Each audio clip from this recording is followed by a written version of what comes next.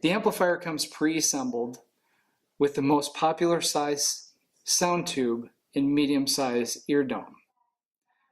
The amplifier has only a few key components. You'll notice on the top, you have the microphone, which picks up the sound. It then digitally amplifies that sound and relays it through the sound tube to the ear dome. The rocker switch on the top allows you to change the volume and also select the best program for your listening environment. The first step to get started is to insert a fresh battery. First, open the battery compartment door. Next, take your battery. You'll notice that it has a tab on it. Remove the tab, and you'll notice that there are a few small dots on the back of the battery. This is to allow air to activate the battery. Once you've waited for a minute for the battery to be activated, go ahead and pick up the battery and make note of the plus sign on the battery. If you look at the battery compartment door, you will notice that there is a plus sign and also the label Otofonix.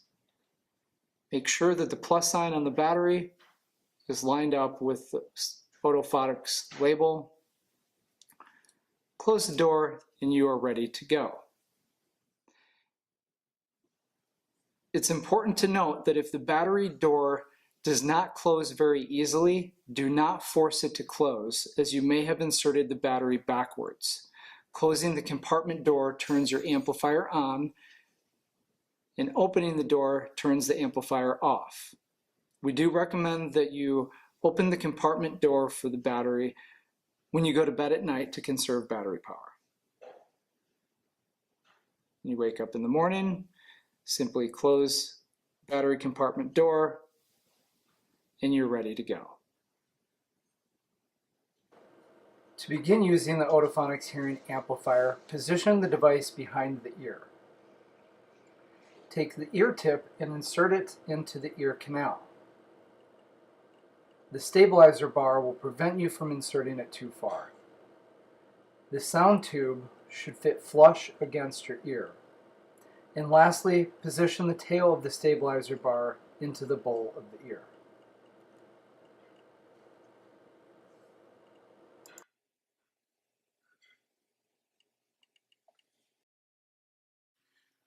Changing the volume and programs on the Otofonix Elite is fast, easy, and can be done with one finger using the rocker switch here on the amplifier. There are 10 volume levels. To increase the volume by one level, simply press the upper part of the switch once. Each time you press the switch, you will hear 2 quick beeps and the volume increases. Or conversely, if you press the bottom, the volume decreases. Now, when you reach the very bottom or the very top, you will only hear 1 beep. That way you know you're either at level 1 or level 10. Let's try that. 1, press, once,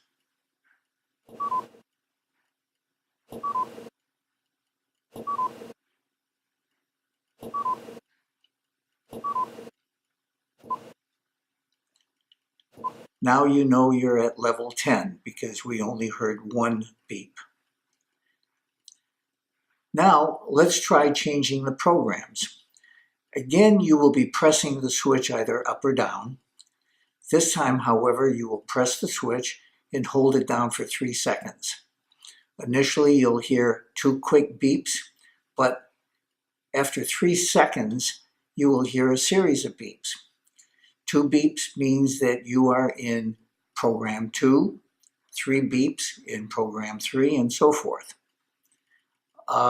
Your selection will go up or down depending on whether you're pressing the up or the down portion of the switch. Let's try that. 1, 2, 3. 1, 2, 3. 1, 2, 3. And now down. 1, 2, 3.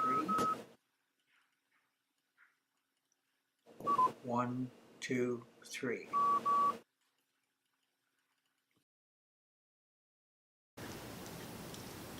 My name is Sigmund from Otofonix, and we're here today to talk about feedback and whistling in your amplifier.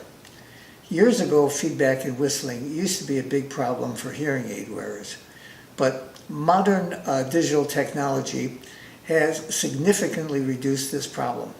Feedback occurs when loud amplified sound coming out of the ear tip returns to the microphone and is re-amplified.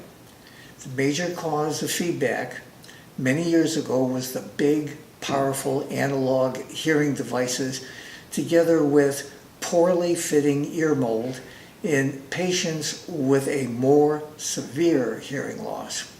Today, more people with less severe hearing are seeking help because hearing devices are no longer large and clunky, but more cosmetically acceptable. They do not need as much amplification, and feedback is not as much a problem. But even more important than that is the advanced digital feedback cancellation feature, which is now incorporated in most of the better hearing aids and hearing amplifiers. These devices can actually recognize the feedback and shut it down. Because of this, we can now use open fit ear tips or ear domes that do not plug the ear and make wearing much more comfortable. But even with all that advanced technology, we still get feedback.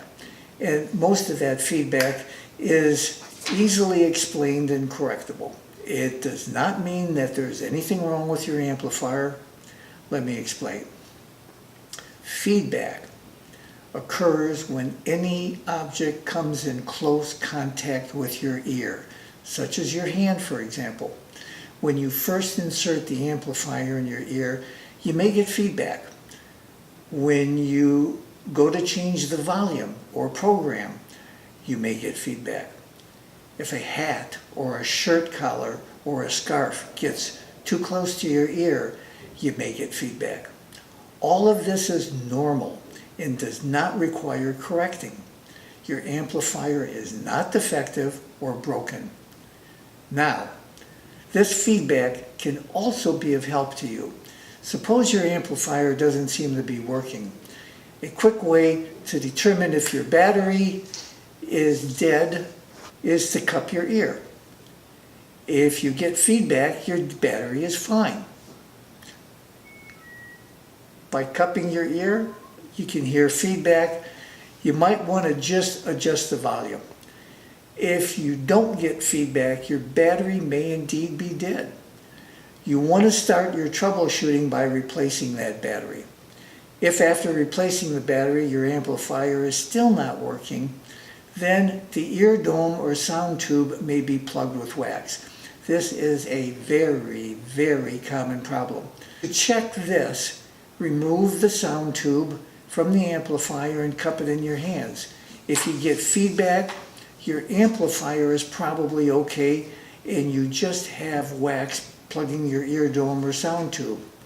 Let me demonstrate. You remove the sound tube from the amplifier and now you cup it.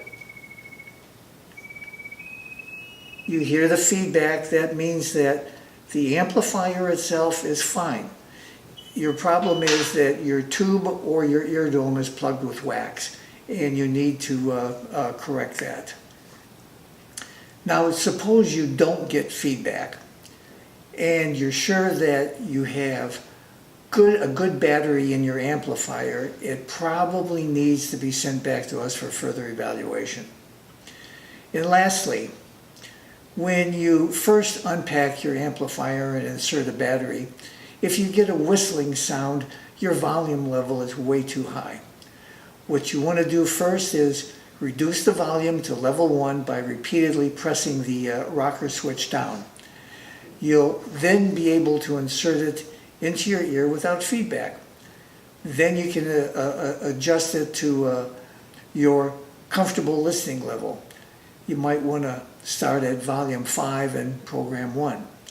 I refer you to the user manual or another video which explains how to do just that. And finally, if your hearing loss is more severe and requires higher amplification, say to level 8 or 9, and you are experiencing feedback, set your amplifier to program 3.